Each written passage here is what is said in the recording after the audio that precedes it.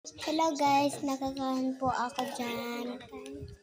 Kasi kakain kami ng pansit, tapos chicharon, tapos may kanin dito.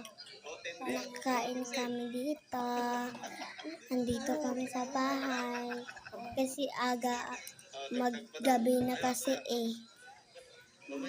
Like na kayo. Bye.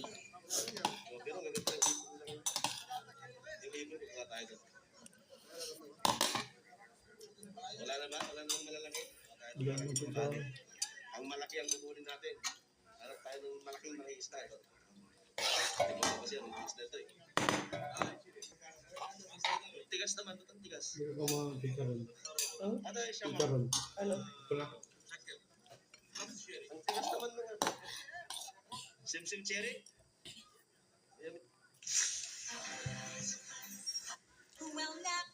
Ayon sa Philippine Loop Adventure Tour, hindi opisyal na nakarehistro si Ferdinand sa kanila dahil may hypertension di umano ito at walang certificate mula sa doktor na nagpapatunay na fit siya para sa Philippine Loop. Ayon naman sa paliwanag ni Ferdinand, nakainom siya noong gabi bago ang check-up, kaya hypertension ang nakita ng doktor. At kahit bagsak siya sa medical, ay itinuloy pa rin ito ang kanyang misyon. Ayon sa Philippine Loop Adventure Tour, hindi opisyal na nakarehistro si Ferdinand sa kanila dahil may hypertension di umano ito at walang certificate mula sa doktor na nagpapatunay na fit siya para sa Philippine Loop. Ayon naman sa paliwanag ni Ferdinand, nakainom siya noong gabi bago ang check-up, kaya hypertension ang nakita ng doktor. At kahit bagsak siya sa medical, ay itinuloy pa rin ito ang kanyang misyon.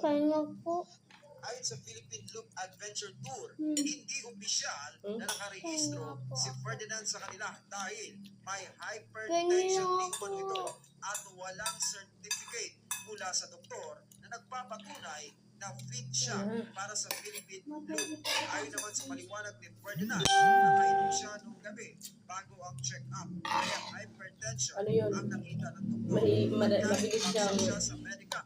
Mabilis siyang yung high blood niya, mabilis siyang high blood. Apektado yung yung kalusugan niya. Kasi na diretso yan sa puso. Yun yung tinatawag na hypertension. Ikaw sigurado ko mataas din yung mo.